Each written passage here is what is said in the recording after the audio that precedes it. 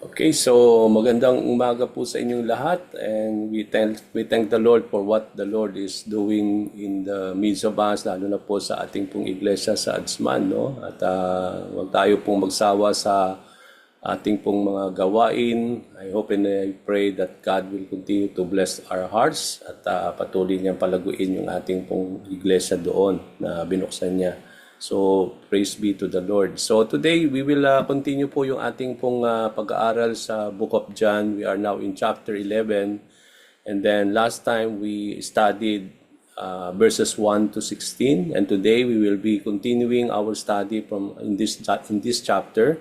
And we will be learning from verses 17 to 25. Imayin po natin ito, hindi natin ito tatapusin ng buong na isang iglap lang, no? So what we want to do is that we will go very deep sa ating pong mga pag-aaral so that we are able to understand verse by verse. Okay, so today we will be concentrating on verses 17 to 25. So if you have your Bible with you, can we read all together as I read this passage in verses 17 down to 25? Okay.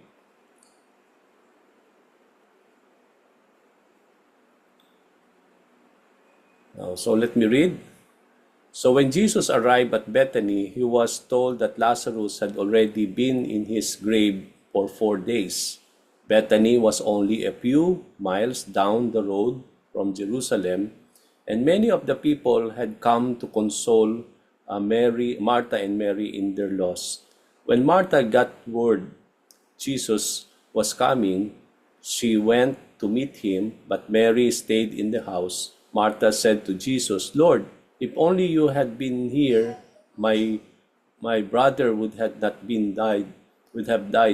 But even now I know that God will give you whatever you ask." Jesus told her, "Your brother will rise again." "Yes," Martha said, "he will rise when everyone else rises at the last day."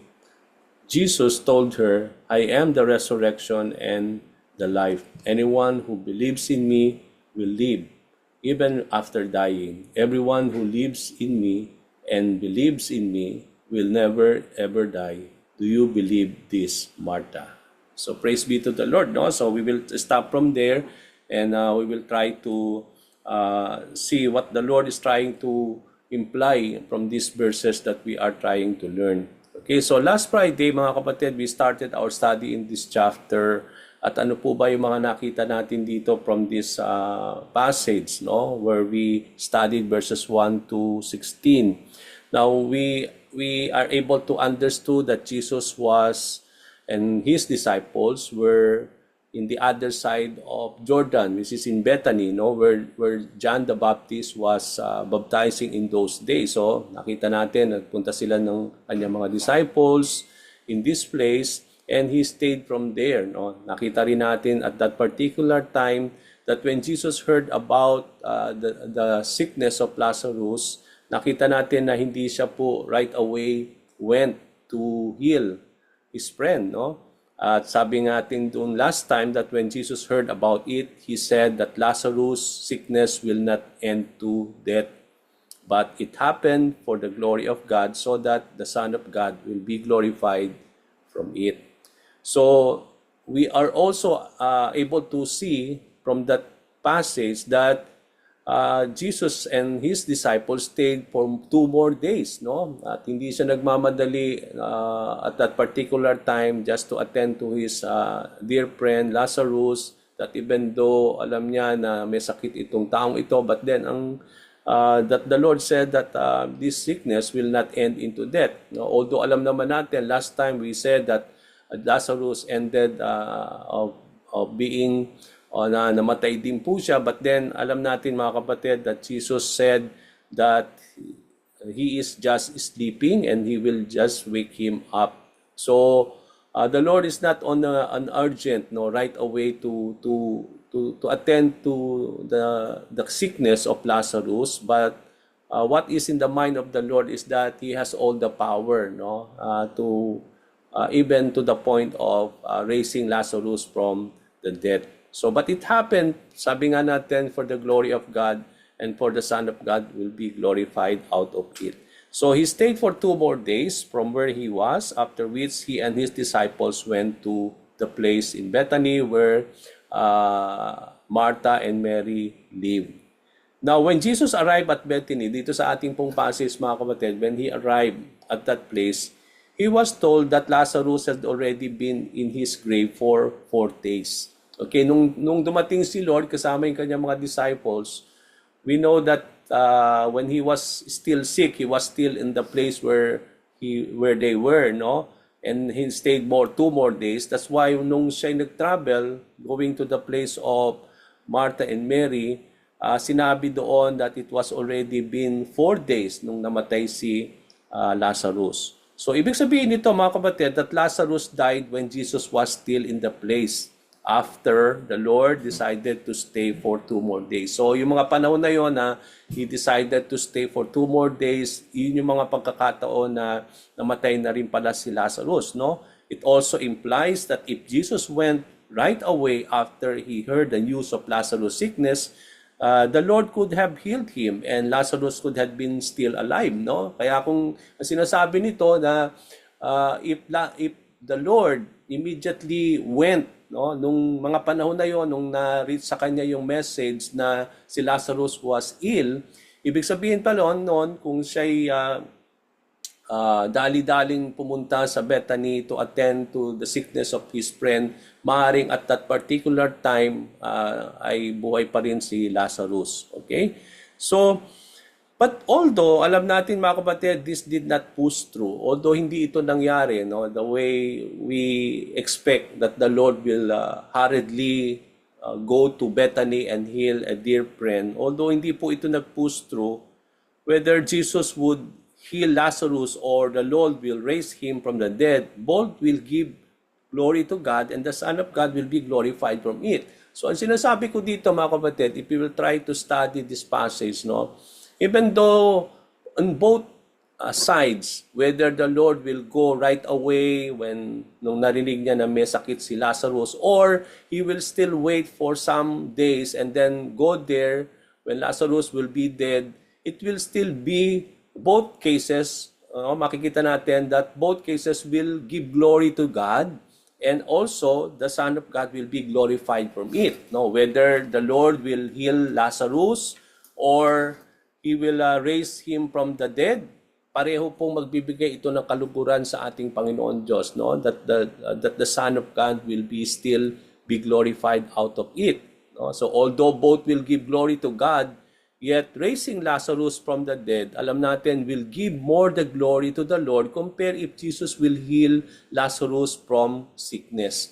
No, na 'di ba na-establish natin last time na kung ang purpose pala ng Panginoon that the sickness of Lazarus will give glory to God and that the Son of God will be glorified out of it. So compare with these two options, no, whether he will go to him when he is still sick or siya'y darating na siya'y at bubuhayin siya sa kanyang kamatayan, then we believe that the raising of Lazarus will give glory more to the Lord, no? That God will be more glorified out of it. Dahil nasabi nga natin last time, no? Dahil maraming beses na nagpapagaling ang ating Panginoon, maraming beses na religious leaders, nakikita nila si Lord, nagpapagaling ng mga karamdaman ng sakit, nagpapalayas ng mga masasamang espiritu. But then, out of those miracles, alam natin na hindi pa rin sila naniniwala, no? Although nakita natin yung healing, no? But then they still don't believe on the Lord Jesus Christ. So, if the Lord will come and heal Lazarus, although it will give glory to the Lord, but I believe that even the people will know and come to see out of it, hindi ito magbibigay kaluguran sa Panginoon for the purpose that still the Jews do not believe the Lord, no? But then kung si Lord naman ay darating to raise Lazarus from the dead, dito natin mapapakita na ang kaibahan is because it is not only will give more glory to the Lord and the Son of God will be glorified, but the fact that God alone can raise someone from the grave, ito'y magpapatunay na ang Panginoong Jesucristo ay hindi lamang may kapangyarihan upang mag-raise ng isang namatay na tao, but then it will prove itself that He is God in the flesh. Na dito, ito yung pagkakataon na magpapatunay na ang ating Panginoon ay ang Panginoon Diyos na sa katawan na nagkatawang tao na naparito, at sa pamamagitan ng miracle na yan, yung how the Lord will raise Lazarus, I believe it is a great opportunity for the Lord not only to be glorified but also for people to come to know Him. So seeing the miracle, people will come to believe, no, in the Lord. For only God can raise a dead person back into life. Dahil wala pong pwede. So, no? Sabi nga natin, may mga pagkakataon na sabi nga natin that only God can really do such kind of miracle, and no such person can raise someone back into life.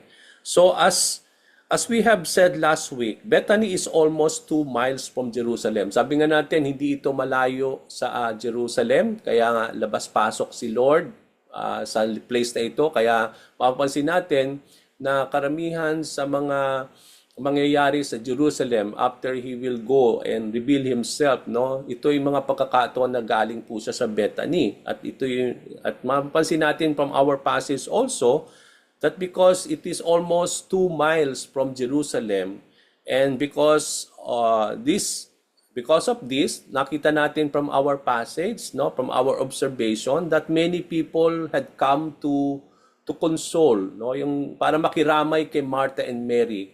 So this proves itself na Mary renowned itong magkakapatid na ito, no, from the Jews, no, na kaya makikita natin nung na balitaan nila na si Lazarus was already dead, no. It was mentioned in our passage that many people had come para makiramay po kay Martha and Mary sa pagkamatay ng kanilang kapatid na si Lazarus. So nakita natin dito that not only last time we saw that yung relationship with this family with Jesus Christ, no, very close din itong family na ito, especially Lazarus sa mga disciples of the Lord. But from this passage, makita natin dito that maraming nakakakilala sa pamilya na ito, no, that to the point that when they have this loss, no, upon the death of Lazarus, nakita natin that many people came even from Jerusalem. They traveled from this distance just to give their condolences, no, to this family.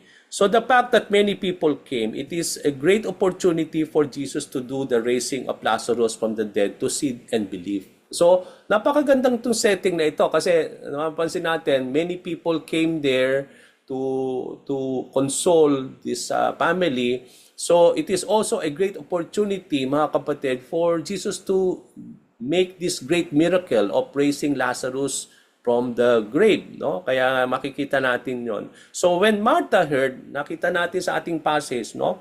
Nung nalaman ni Martha na parating ang ating Panginoon, she went to meet the Lord, but Mary stayed in the house. Kasi alam natin na hindi pwede sila pareho na mawala to meet the Lord because there are people who were at that particular time in the place, no, especially when they console this family. So maaring merong mga tao po sa tahanan nila Martha and Mary, kaya naiwan po si Mary in the house, but then it is Martha who met the Lord nung nalaman niya na parating ang ating Panginoong Jesucristo. So immediately when Martha met the Lord Jesus Christ, she said to him, napaka-remarkable po yung mga salita na sinabi ni Martha when she met the Lord, no. Sabi nga natin, no, when we are studying the Bible, we want to see all those words, no.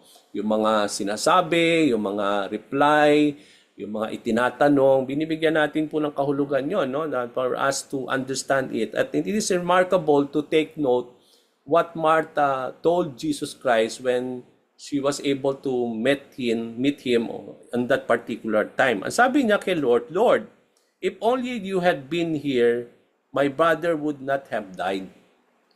But even now, I know that God will give whatever you ask.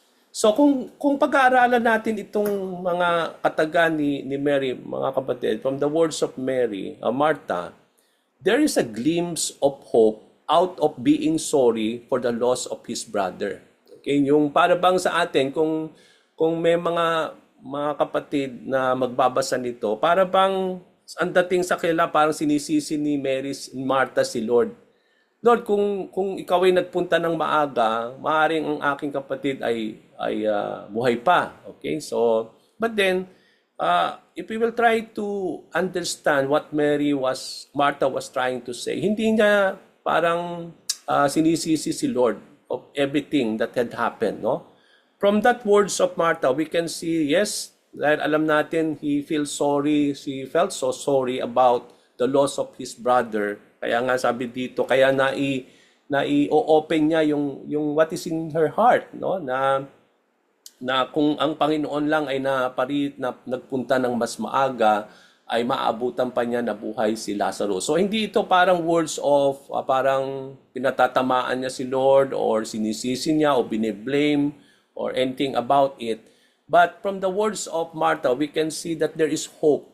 Kasi nung sinabi niya that even though his brother ay namatay na, but ang sabi niya, but even now I know, no? Even at that particular situation, sabi ni Martha, he was so sure and he was so, sabi natin, nandun yung he knew that whatever the Lord will ask of the Father, of his Father, it will be given unto him.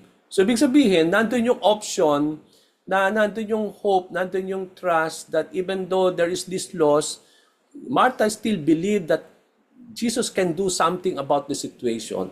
That whatever Jesus will ask of the Father, it will be given unto him. No?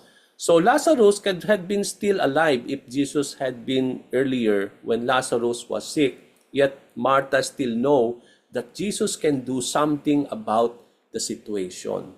So, ano ba ang sinasabi nito sa buhay natin, mga kapatid? We will try to reflect on in our lives. No? Alam natin, mga kapatid, that we are going on to different battles of our lives. No? May mga losses, may mga time that we are down, may mga sandali, mga kapatid, that we go to different hardship and difficulties in life. But then there will be cases that we will be having the same feeling like Martha, no? And from the words of Martha, makita natin that she knows and believes that Jesus is able to heal Lazarus if he came early. And also, she knows and believes that whatever Jesus would ask God, it will be given to the Lord. Even Lazarus was already dead. This means there is hope between both situations. So, makikita natin, dalawa yung option ni Lord. Either He will go to heal Lazarus, or even though He will be late in coming, but then He still has the power to raise Lazarus from the grave. So, in both cases, makita natin that there is hope. No? There is something that Jesus Christ can do.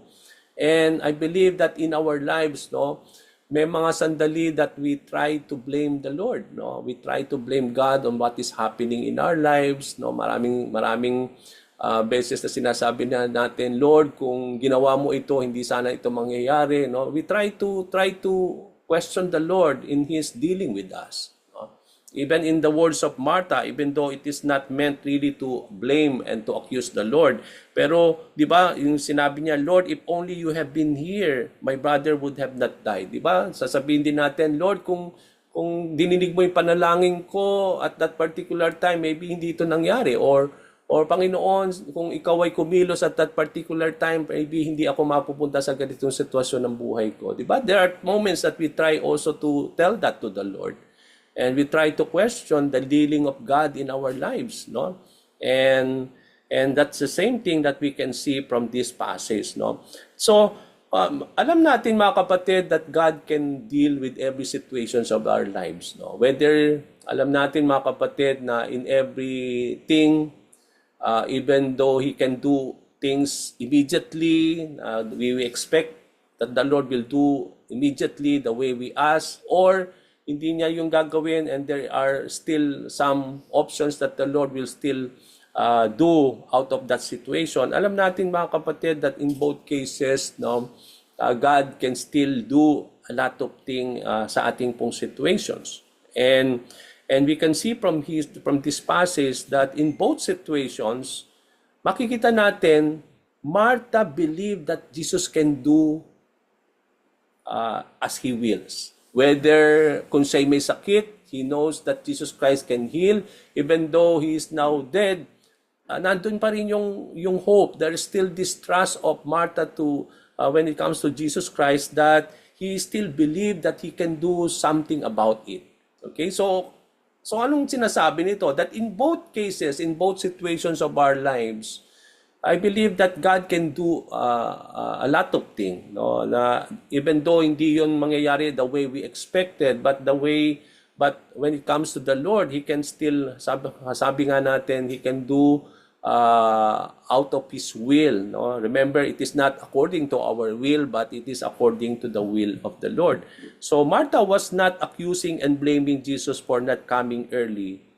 That would have saved Lazarus from death, but it would have been words out of grief and sorrow. Di ba alam natin, dahil namatayan siya ng isang mahal sa buhay, no, out of the grief and sorrow, sometimes na-express natin yung nilalaman ng ating mga puso, no, because of our loss. And that is what we can see from the words of Martha. No? It came out of grief and sorrow, kaya na-express na yon na, Lord, kung ikaw ay napaaga, maybe si Lazarus may be still alive at that particular time. No? But then, nakita naman natin, nandun yung still said that even though, sabi noon, but even though, I still believe that you can still do. That even though whatever you ask of the Father, it will be granted to you. So, nandun yung faith pa rin. Nandun pa rin yung hope. That knowing that if whatever will be the situation, whether kung mapuntan man si Lord ng maaga o hindi, no, God can still do and He is in control of the situation. So that is what the Lord is trying to tell us also. Whether the Lord will act according to what we ask or ini-expect natin, although hindi man siya gumawa or hindi niya right away had done whatever we expected of Him, but then He is still in control of your situation.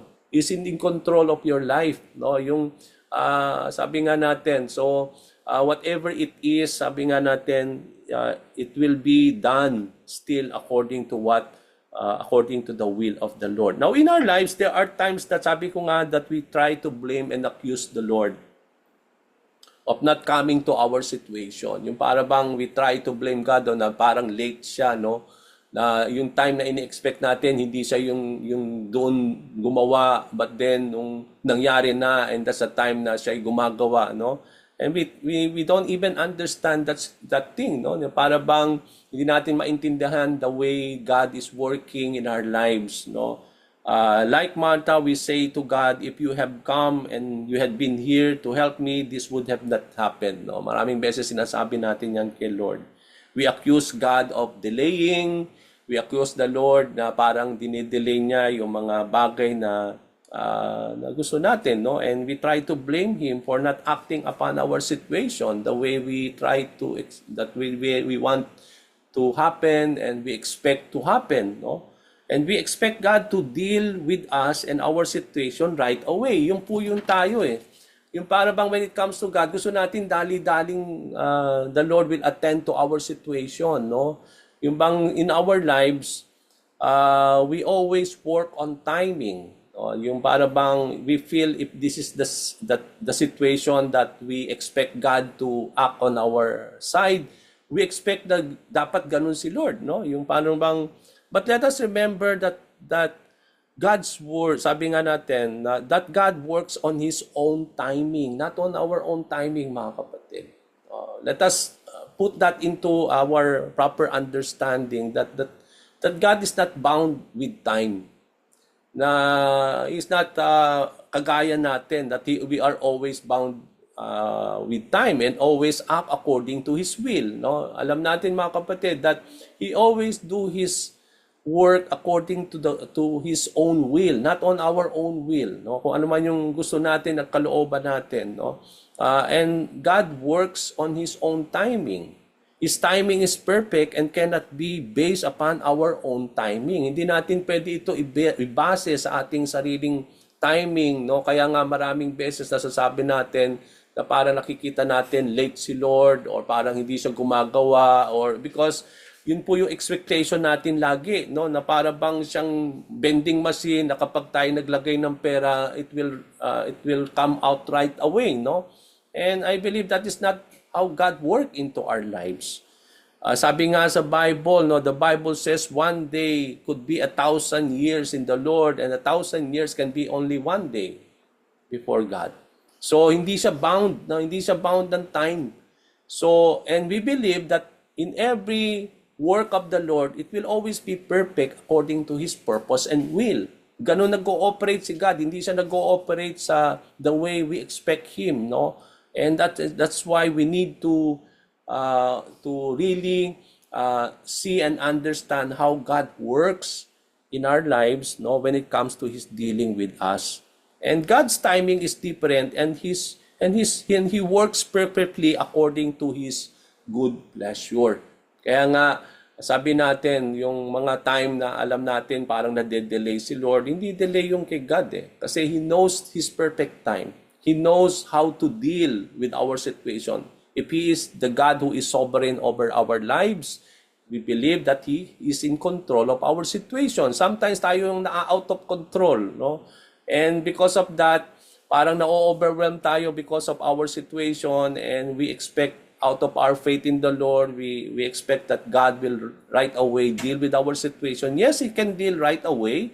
There are cases that He can do it the way we want Him to do it, but there are cases that hindi po lagi ganoon, no? There are cases that there is a delay out of it and miracles will come and signs and wonders will come, no? Not on that time, but it will happen the way God wants it to. Okay, so yun yung makikita natin. So from the words of Martha, we can see the truth that whenever Jesus would ask of the Father, it will be given to Him. Napakagandang panghawakan yun, no? Yung sinabi ni Martha, no? Na parang ayaw natin lang lumipas yung sinabi ng Martha na hindi natin yon i-reflect sa ating buhay. Ang sinabi niya, no, sabi niya, Lord, sabi niya, even though Lazarus is dead, but even now I know.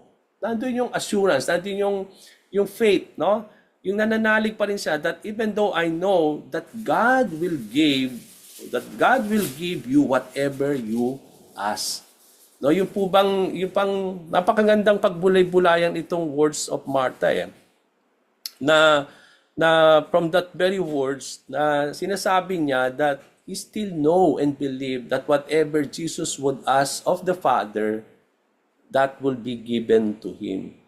Now, Jesus is our great high priest. Alam natin mga kapatid, when it comes to the Lord Jesus Christ, what is good about the Lord is that He is not also sovereign over our lives. Not only He's in control of your situation, whatever you are into today, o yung mga sitwasyon na nahihirapan tayo, yung para bang we are being tempted, we are being tried, no? Yung tayong we are down of loss of a family and loved one, no? Makita natin dito. But then, kung mapapansin natin dito na not only that He's in control of your situation, mga kapatid, but also, what is so good about the Lord that because the Bible says that we have a great high priest in the presence of God. So what is the Lord is doing? No? Not only that He is in control of your situation, but He is still interceding in behalf of your situation.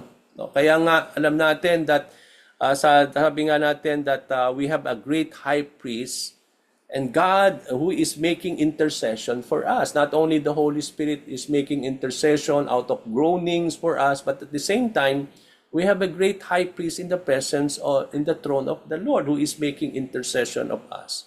And God has given us the privilege to pray. Alam natin, nandito yung panalangin. We pray, we are called in our situations in our lives. Napakaganda po yung when we pray to the Lord.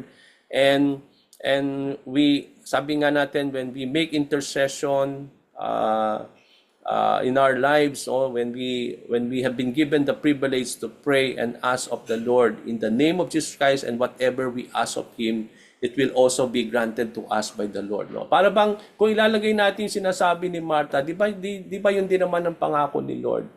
That when you pray according to the will of the Lord, and when you pray according to my name, ask in my name, no? And not only, sabi doon, and if it is according to the will of the Lord, no, it will be granted to you. So, in our lives, God has given us to pray for our situation, no? And nandun ang pangako ng Panginoon that whatever we ask of Him, no? And whatever we ask of Him, it will be granted to us by the Father, no? Kaya nga we are praying to the Lord, we are praying to God, but we are asking in the name of Jesus Christ. And whatever we ask in the name of the Lord, sabi ng salita ng Panginoon, and if it is according to the will of the Lord, not only God had heard our prayers, sabi sa Bible, no, but we have come to receive what we have asked of the Lord. So nandun po yung ating faith, kagaya ni Martha, that whatever Jesus Christ will ask sa Father, alam natin that it will be also be given, no, by the Father to the Lord. But at the same time in our lives, when we call to the Father in the name of Jesus Christ, whatever we ask of the Lord will be also granted to us. Now in verse 23, after Jesus heard the words of Martha, the Lord said to her, "Your brother will rise again." Okay, yung after Martha said, "Lord, kung ikaw ay naparito ng mas maaga, the Lazarus was still had been alive, no, but still I know that whatever you ask, no, God, it will be given to you." And then Jesus Christ said to Martha, "He will rise." No, Lazarus, sabi dito that your brother will rise again. So Jesus told Martha that even Lazarus was dead. Ang sinasabi ni Lord, that even though Lazarus was dead, he will rise again. So upon hearing Jesus Christ, nung narinig ni Martha itong words ni Jesus, that Lazarus will rise,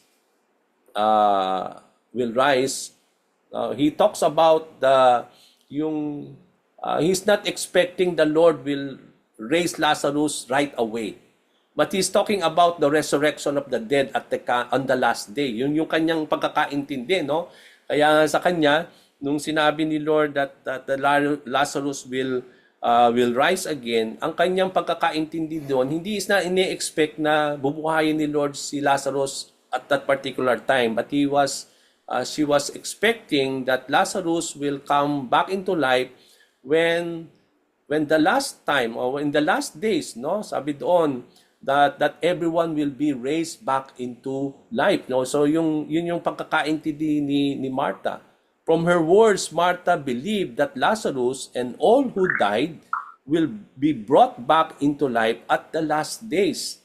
She was referring to the resurrection of the dead. So dito makita natin na ano sinasabi nito, that even in the time of the Lord, the Jewish people, nandun din ang kanilang ang ating pong the way we understood the word of the Lord. Di ba sa ating pong mga Kristiyano and people of the Lord, we also believe on the resurrection of the dead, and that will happen on the last days at the coming of the Lord Jesus Christ. Di ba? Yun po yung ating pong hope that we will come to see again our loved ones or yung mga fellow believers in the Lord who had died, that God will raise them back into life, no? At yun yung nire-repair natin on the resurrection of the dead. Yun din yung pagkakaintindi ni Martha when she was able to hear that words of the Lord that your brother will rise again. So yun yung kanyang pagkakaintindi. She was referring to the resurrection of the dead. So it tells us that the Jews in the time of the Lord Jesus Christ also believe like us that at the last days, when Jesus will come, all the dead will be raised back into life. The Jews believe both in the resurrection and also on the last day. So, mapapansin natin, bigyan natin ng pansin that not only they believe, Martha believed that there is the resurrection of the dead, pero binanggit niya yon last days. Okay, so, What is this last days? Di ba alam natin, sabi sa Bible, we are now living in the last days. No? Ito na yung, ano bang ibig sabihin nitong last days na ito? That even si Martha, even the Jewish people, ini-expect nila that there will be these last days. No, so in our lives, we also believe that there is these last days and we are now already living in that last days. Ito yung mga pagkakataon, mga kapatid, that Jesus Christ will come soon. No? Yun yung last days. We expect that there will be the judgment of the Lord on that last day, that people will be accounting themselves on that last day. And also on that last day, sabi nga natin, there will be the new heaven and new earth. No? Na makikita din natin on that last days, makita natin yung we are preparing on the second coming of our Lord and Savior Jesus Christ. So, dito, napaka-gandang bigyan ng pansin that even in the time of the Lord, even in the time of these Jewish people from the life of Martha, nakita natin that there is this, ito na yung kanilang belief then, that in the last days, no, talking about there is, that on the coming of the, that God will, sabi nga natin, will redeem everything, no? That on that last days, that they still expect that there is also the resurrection of the dead. So it was in this occasion that Jesus proclaimed na yun yung kanyang, nung narinig ito ni Lord, that dahil parang ang nire-repair dito ni Martha is yung the last days only that Lazarus will come into life, no? Kaya nga makita natin dito in verse 25, dito natin makikita yung fifth saying of the 7 I am saying of the Lord. Okay, ito na yung ikalimang great I am saying of the Lord, no? Makikita natin sa ating chapter 11 at sa verse 25 sabi niya doon, no? Dito natin makikita yung fifth, yung ika-5 sa ika-7 great I am saying of the Lord. And what is that? No? I am the resurrection and life. Anyone who believes in me will live even after dying. Everyone will lives in me. Everyone who lives in me and believes in me will never ever die. So, dito makita natin yung claim ni Lord na He is the resurrection and the life. Now, maaaring you may be wondering, bakit hindi inuna I am the life and the resurrection? Bakit nauna yung resurrection and life? No, napakagandang pagbulay-bulayan, no? Na sabi nga natin, na ano bang yung tinutukoy dito? Bakit nauna yung resurrection and the life? Now, remember mga kapatid, no? Bakit hindi I am the life and the resurrection? Now, the life here, kung titingnan natin dito, is not that the life that we try to mean, no, yung normal life. It is not what we mean about it. That when we talk about the resurrection, when we talk about life, ito yung eternal life na sinasabi natin. Okay, so eternal life. Kaya nga maraming beses, akala nila yung eternal life will happen only after you die. Okay, when you are raised, yung para bang kapag namatay ang isang tao at siya'y bubuhayin ng Panginoon, and that will now happen. Yun yung life, no? Yung eternal life. So dito, hindi ang life na binanggit dito, hindi yung normal life natin. No? Yun yung bang nabubuhay ang isang tao. But then, ang sabi niya dito, yung life na binabanggit dito is that yung eternal life. Okay? So, mapapansin natin dito mga kapatid that Jesus claimed that He is the resurrection and the life. No? Although makita natin, alam natin that Jesus Christ Himself is life, He is the embodiment of life. Pero mapapansin natin, binibigyan natin ng more emphasis dito, hindi lang yung ating normal life, no, of being alive, but yung life that is eternal. Yun yung that Jesus Christ is the source of that eternal life. That not only the source of life is Jesus Christ, no, but then yung life dito na binabanggit is yung eternal life, no, na mapapansin natin na binibigyan at ini-claim ng ating Panginoon. So, two things na pwedeng nating bigyan ng pansin dito sa passage na ito ni Lord, no, yung claim ni Lord is that yung binanggit niya dito, everyone who lives in me and everyone who believes in me.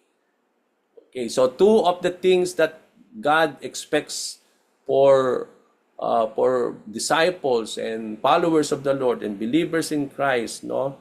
Yung that all of us will live, no? Everyone should live in me, and sabi doon, and everyone should believe in me. So yun yung napaka-importante dito na binigyan ng ating Panginoon, because anyone who believes in me will live, sabi ng Panginoon, even after they die. And everyone who lives, no? So dito, inulan niya yung believes in me, no, that even though they will die, no, sabi doon, everyone who believes in me will live even after they die. So dito, hindi sinasabi ni Lord na hindi tayo mamamatay. He's not saying that those who believe in the Lord, hindi sila makaranas ng death.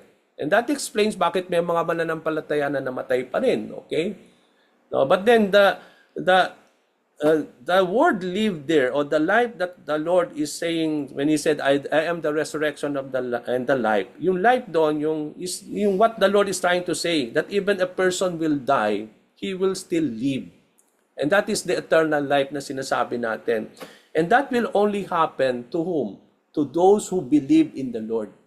Okay, so everyone who believes in me will live even after die. So yung belief in the Lord is so important, no, when it comes to resurrection. No? And I believe that anyone who believes in the Lord, even though, sabi nga natin, who believes in me will continue to live. No? Talking about eternal life, even though they suffer death, even after dying. So, yun yung makita natin. Then, let's talk about that everyone who lives now. So, first, he talks about everyone who believes will live even though they die. Then, he talks about everyone who lives in me. Okay? And believes in me will never ever die. Okay? So, Jesus claimed that He is both the resurrection and the life. For both people who believes, for those people who continue to live in Him. Okay, so Jesus was claiming to be the source of both the resurrection and the life. So mapapansin natin dito, ang sinasabi ni Lord, now when we talk about resurrection and eternal life, iisa lang ang source niya.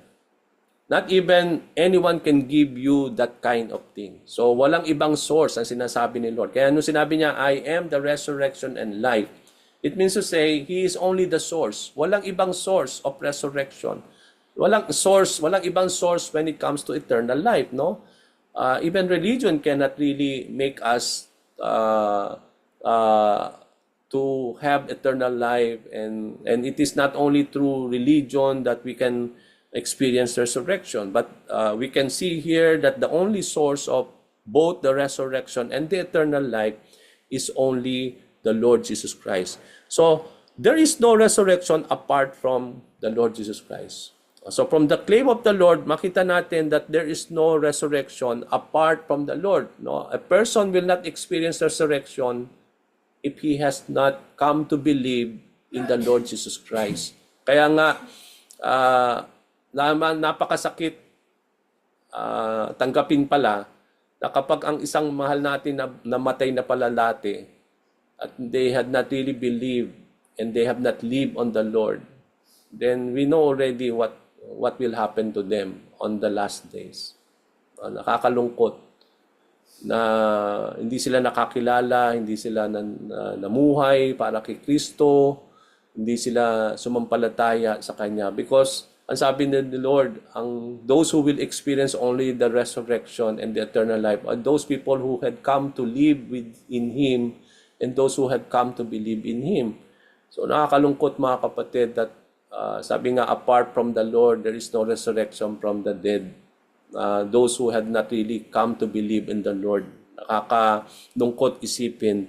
But at the same time, there is no eternal life apart from the Lord.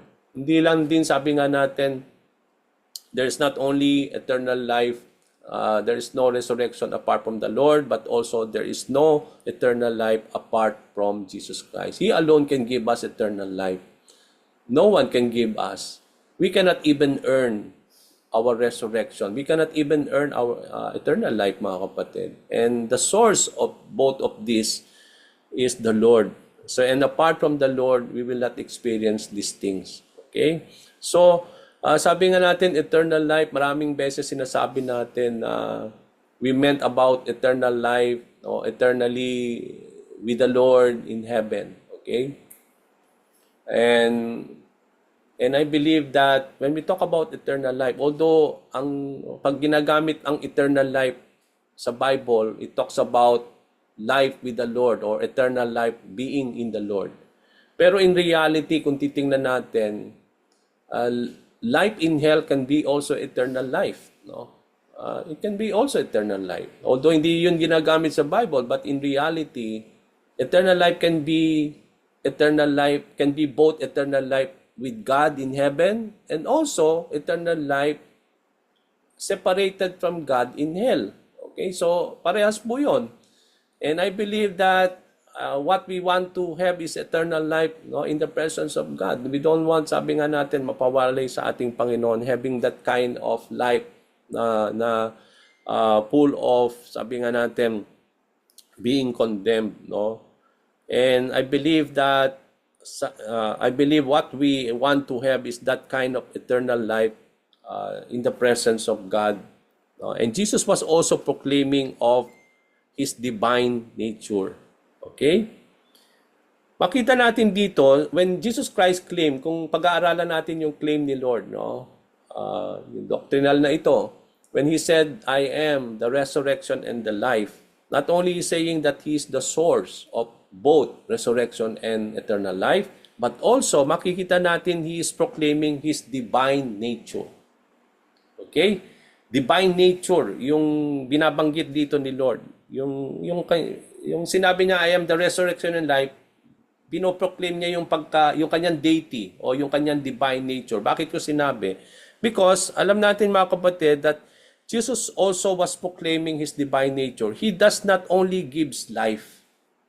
Mapapansin niyo, kunyari, hindi siya lang nagbibigay ng life o hindi lang siya is not only the resurrection who can give resurrection to those who believe. Hindi lang siya yung nagbibigay ng eternal life.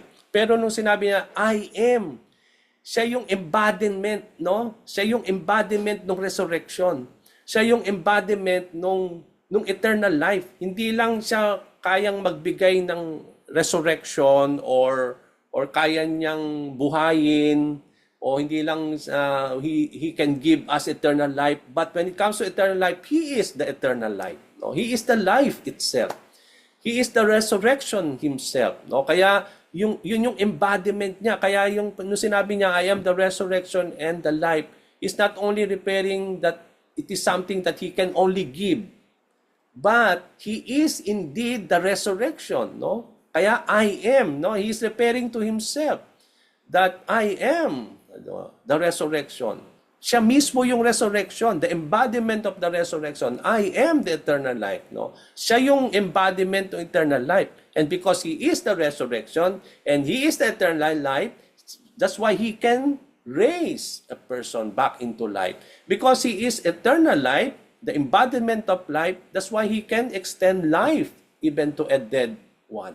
Okay, kaya nga, mapapansin natin yon, no? Hindi lang ito parang He has only the power to give resurrection, but He is indeed the resurrection. He is indeed the eternal life. Kaya I am, no? Kaya nature yon, no? Yun yung isang proclamation na mapapansin natin dito na sometimes na hindi po yon ang nakikita ng tao, no? Yung kanyang mga claim. No? Yung mga claim ni Lord, He is claiming that He is that, no? Nung sinabi niya, I am the bread, the living bread, siya yun. No? He's talking about, He's not only can give us the living bread, but He is indeed the living bread who came down from heaven. No? Kaya yun yung mapapansin natin from the great sayings or the great I am sayings of the Lord. Okay? So dito natin makikita yon. And from here, makita din natin mga kapatid, nung binanggit ng Panginoon regarding this, another thing that we need to understand is that therefore, death has no, because He is the resurrection and He is the life Himself, that's why death has no dominion and ultimate power over the Lord. Kaya nga, kung siya yung resurrection and siya yung buhay na walang hanggan, so when it comes to death, walang power yung death over him, no? And death has no dominion over the Lord, and it has no ultimate power over the Lord, because he is indeed the resurrection and because he is indeed life himself. So this is the reason that whoever lives in the Lord and whoever believes in the Lord Jesus Christ will never die, for they will share in Jesus, sabi nga natin, dominion and power over death. Kaya nga, if Jesus is the resurrection and he is the eternal life, those people now who live in the Lord, those people who will believe, will share in that dominion and power.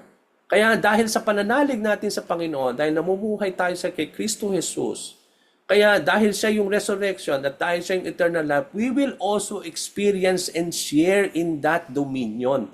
Kaya ang sinasabi ni Lord, kung ikaw'y mananampalataya, ikaw ay mamumuhay para sa Kanya, even though you die, you will live. It's because He is the resurrection. He can give life back unto you even though you die. No? Kaya nga, mapapansin natin dito, yun yung sinasabi ni Lord. We can share in that dominion. We can share in that power over death. And believers in Christ will experience resurrection because having the life Jesus gives, it is impossible for death to defeat them. Because Jesus is victorious over death, then I believe that we are also victorious over death. Kaya nga, hindi tayo dapat natatakot sa ating kamatayan because death has no dominion over us. We are victorious because of the Lord.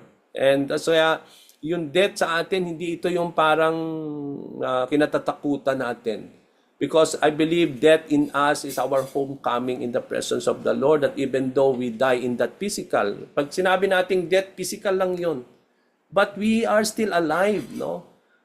Even though itong physical na ito mamamatay, but God will give us a glorified body, no? Another tent na hindi ito corrupt, no? Kaya nga dapat nagsasaya ang isang tao kapag tayo'y lilisan dito sa mundo at mamamatay na itong katawan na ito, dahil buhay pa rin tayo, no? We are just sleeping. Para bang yung mga namatay, parang sabi ni Lord, they are just sleeping and I will wake them up at my coming. Para bang natutulog lang isang namatay kay Kristo Jesus, pero buhay na buhay sila.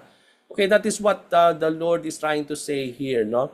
They will experience the resurrection, and it is impossible for death to defeat all believers in the Lord. Kaya nga, death has no dominion also over us because of the resurrection and the life that we have, that the Lord has promised to you and me. Sa John chapter 5, verse 11 to 12, and this is the testimony that God gave us eternal life, sabi doon. And this life is in His Son. Whoever has the Son has life, and whoever does not have the Son of God does not have life. So this life na binabanggit dito lagi ni John is not more than a normal life. We talk about eternal life, mga kapatid, that even in our time today, we can already experience eternal life. No? It is not only life after death, but even though we are living at that in our lives, when we know that we are living and believing in the Lord, then that is already being manifested in our lives even today. Okay? So, malapit na po tayo magtapos. So, when Jesus claimed, kung makikita natin dito, so when Jesus claimed that He is the resurrection and the life, Martha believed that the resurrection is an event. Okay, so dito makita natin, kay Martha, nung sinabi ni Lord, I am the resurrection and the life, akala niya event yon. Diba? Yun nga yung event that on the last days, all the dead people will rise again. So para siyang event na mangyayari on the last day. Pero kay Lord, hindi yun sinasabi niya. Kay Martha, it is an event. But Jesus showed her, pinakita niya kay Mary and Martha, na hindi ito event. That Jesus showed her and to us, even to us today, that the resurrection is not an event, but it is a person. No, resurrection is a person, and that is Jesus Christ. Jesus is the resurrection. Okay, kaya nga, even today, we can experience resurrection. Okay, when we come to believe, di ba? tayo ay mga patay na, no? Kahit tayo nabubuhay dahil sa kasalanan natin, no? We are already condemned, and there is already the penalty of death in our lives. But then when we come to believe in the Lord, no, we are made alive in Jesus Christ. We died into sin, that we are made alive in the Lord. So we can see here that the resurrection is not an event, mga kapatid, but He is a person. Resurrection is a person, and that is Jesus Christ. Martha Onales, also of eternal life, was an abstract idea. Akala niya yung eternal life is that will happen only after the resurrection. Para siyang idea na pag ang isang tao bubuhayan, then that's the time that that person will have an eternal life. But Jesus proved that eternal life is not out of a personal relationship. That when you live in the Lord, and when you come to believe, even tayo nandun yung personal relationship with the Lord, we have already eternal life because of our personal relationship with the Lord, because Jesus Christ is the embodiment of eternal life. No, hindi siya parang later on lang, but then pag sinabi natin that if you have Jesus Christ, you have both resurrection and eternal life, because resurrection and eternal life is Jesus Christ. No, nung sinabi niya, I am the resurrection, I am the eternal life. So He is, yung eternal life is even a person. No, hindi siya parang idea lang na mangyayari later on. So Martha thought that victory over death was a future expectation or happening. Kaya sabi niya, at the last days, yung victory over death will only happen upon a person kapag siya, on the last days, na kapag bubuhayin siya ni Lord. Pero even in our time today, when you believe in the Lord, you will expect the victory over death. Kaya nga sinabi niya, those who believe in me, even though you are living, even though you die, no, you will live. So ibig sabihin, yung victory natin over death will not only happen when we die and then nabuhay tayo at the last days. No, it is not an event. But even in our time today, when you come to believe in the Lord, you will already experience victory over death. But Jesus showed him that victory is a present reality. Hindi na natin magwe-wait na mamatay tayo, tapos bubuhayin tayo ni Lord at this is coming, may experience natin yung victory over death. But today, even today, in your present reality, in our present day, you can experience already victory over death when you come to believe in the Lord Jesus Christ. So we both experience the resurrection and the life when we believe on the Lord in the spiritual sense. No? Kaya nga, makita natin, we were made alive already. No? We are dead already, but we were made alive when we come to believe in the Lord. So in revealing His identity and claim, Jesus asked Martha, do you believe this? Okay, this is also where I will end. Ang sinasabi ni Lord dito, after we come to know everything, do we believe on what the Lord is trying to say? Kaya sinabi niya kay Martha, do you believe on this? The same question that the Lord is asking us today. Do we believe this? This reveals that all that Jesus revealed about Himself will be experienced by all who knows how to believe in the Lord. Kaya nga, napaka-importante as I close, in everything that we have come to know the Lord, in everything that the Lord is revealing unto us, no, habang tayo patuloy lumalalim sa ating pananalig at kaalaman sa Panginoon, are we still able to believe what the Lord is trying to say unto us? I hope and I pray that we will continue to believe in the Lord. At panghawakan natin, take hold of the promises of the Lord. Let us keep what the Lord is trying to say unto us. No? Patuloy tayo lumago sa ating pong paglakad, sa ating relasyon sa ating Panginoon. And let us continue to hold on to the words of Jesus Christ. And we will not have any doubt of any claim of the Lord, but I believe that God is able to do whatever He promised to you and me, no, because He is a faithful God. So, okay, so God bless us all, and I return this back to, let me just stop and then return this back to Sister Brenda.